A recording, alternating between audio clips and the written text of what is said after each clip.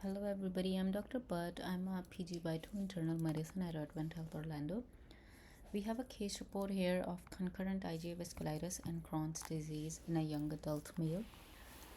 IgA vasculitis is also known as HSP, is a small vessel vasculitis characterized by IgA dominant immune deposits. It is commonly affects the skin, GI tract, joints, and kidneys. While typically a pediatric disease, adult cases are increasingly recognized and then often present with more severe GI and renal manifestations.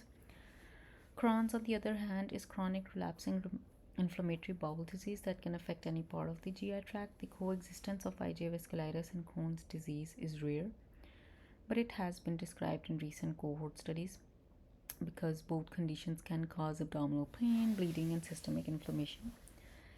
Distinguishing between them is a significant diagnostic challenge.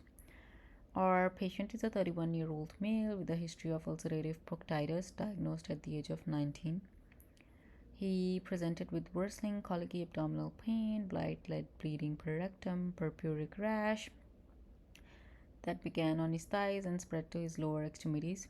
He did report knee pain and ankle pain and stiffness as well. Initially, his GI symptoms improved with steroid therapy, but then they recurred.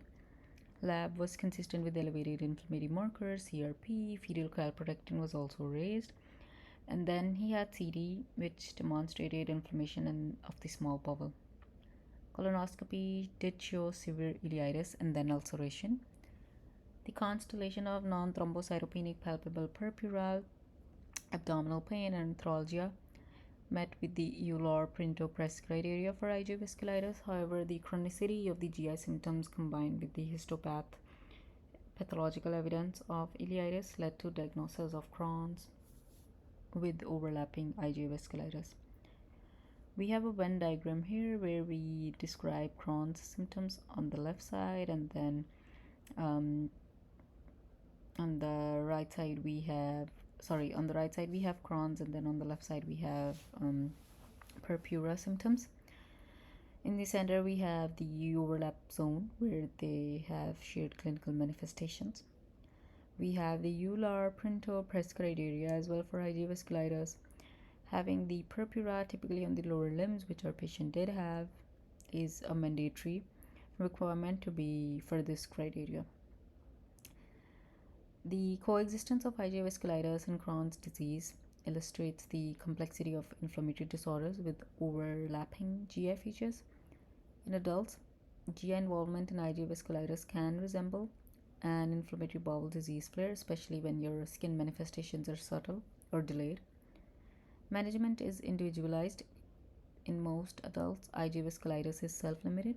Corticosteroids may be considered in severe GI renal involvement, although long-term benefit is uncertain. For Crohn's disease treatment, we usually follow the established induction and then maintenance strategies. The complicating factor in this case would be the use of TNF inhibitors. In some patients, discontinuation of the TNF inhibitors had led to improvement of vasculitis, but then also triggered Crohn's flares. However, conversely, continuing them can have better IBD control, but the trade-off is there is a risk of vasculitic relapse. So in conclusion, concurrent IgA vasculitis and Crohn's disease is rare but important to recognize. Both conditions share overlapping features such as abdominal pain, GI bleeding, and mucosal ulceration, making diagnosis challenging without thorough endoscopic and histopath evaluation.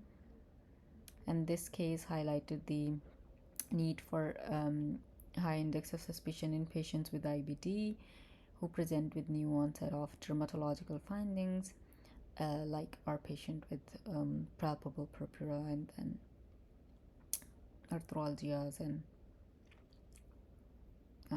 GI symptoms. Ultimately, a tailored multidisciplinary management strategy is then essential to achieve the best outcomes. Thank you.